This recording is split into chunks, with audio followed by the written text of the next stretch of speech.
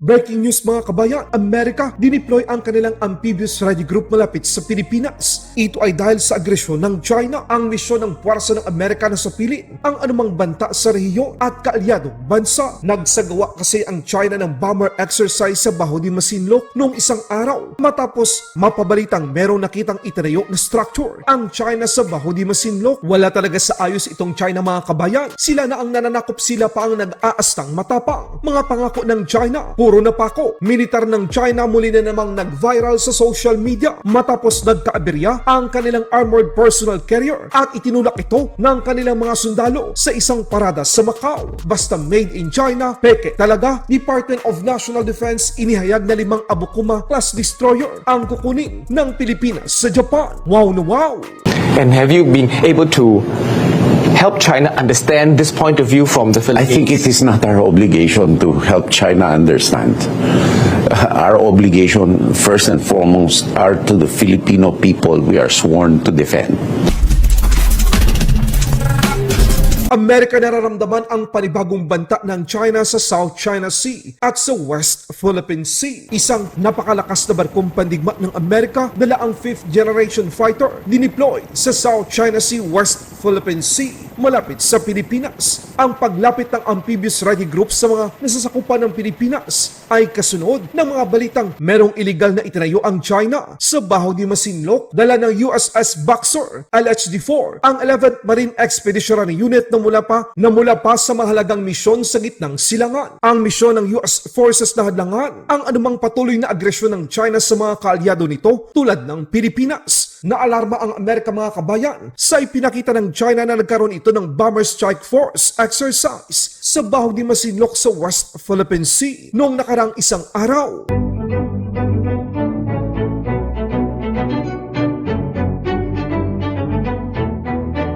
接风洞幺，报告当前情况。我已抵达黄岩岛空域，一切正常，正按计划战备集群。盯紧一点，注意协同。明白，全时待战。全舰注意，目标已被驱离，转入3级战斗部署。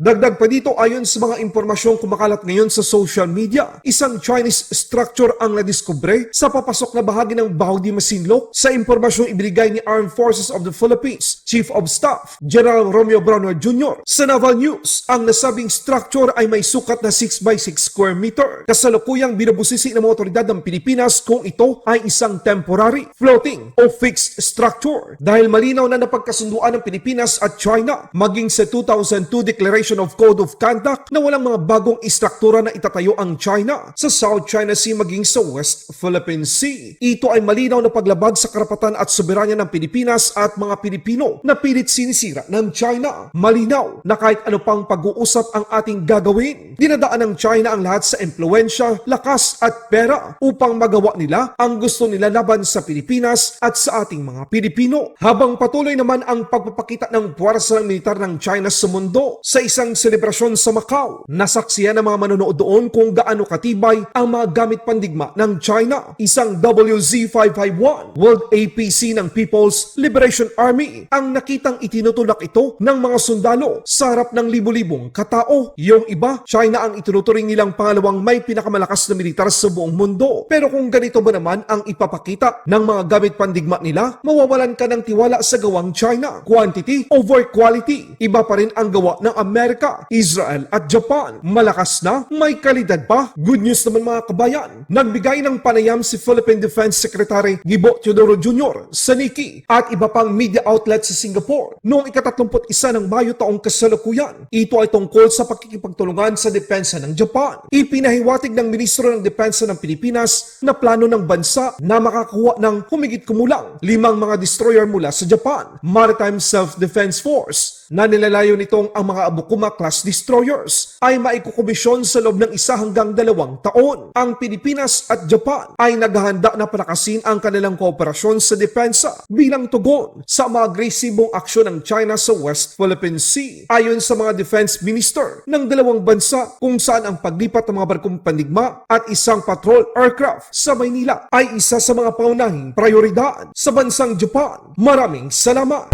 Can I touch on the recently concluded Balikatan exercise, which is Yes. the largest ever, very crowded? Do you think this is going to be a key feature moving forward, the scale, the participation, and what do you think the implications would be on the Indo-Pacific? Well, the implications will be for us that we will be more resilient and more deterrent. The Republic of the Philippines. This is a Republic of the Philippines initiative, first and foremost, with our treaty partner and with our visiting forces partners. So for us, for Japan, we perceive, of course, because there are incursions into our territory on both the East Sea and the South China Sea, and it is active, it is daily. It is a daily reality for us, so we need to do what we need to do to protect ourselves. So, for the Philippines, it definitely adds to our resilience, and it adds to our ability to work on our legal victories to secure our exclusive economic zone for future generations and to make sure that also behind this partnership on the eastern side, we also celebrate the fact that the Philippines, as much as it is an ASEAN nation, is also an Indo-Polynesian nation. We are Pacific Islanders too, as much as we are Asians. And in this endeavor, we are going closer to our Pacific neighbors. Are there any concerns that the Balikatan exercise in scale, for instance, could be misunderstood or misread by certain partners? And what do you think you can do to ensure that this is not misunderstood? Well, firstly, the exercises are public, of course, except for certain operationally secure matters. The purpose is stated that is for the mutual defense of the Philippines and its treaty partners. So, if ever there are those with concerns, I believe that these are people who have designs against the Philippines. It should not concern anybody without any design against the Philippines. And there is only one country which voices concern, none other. It's only China.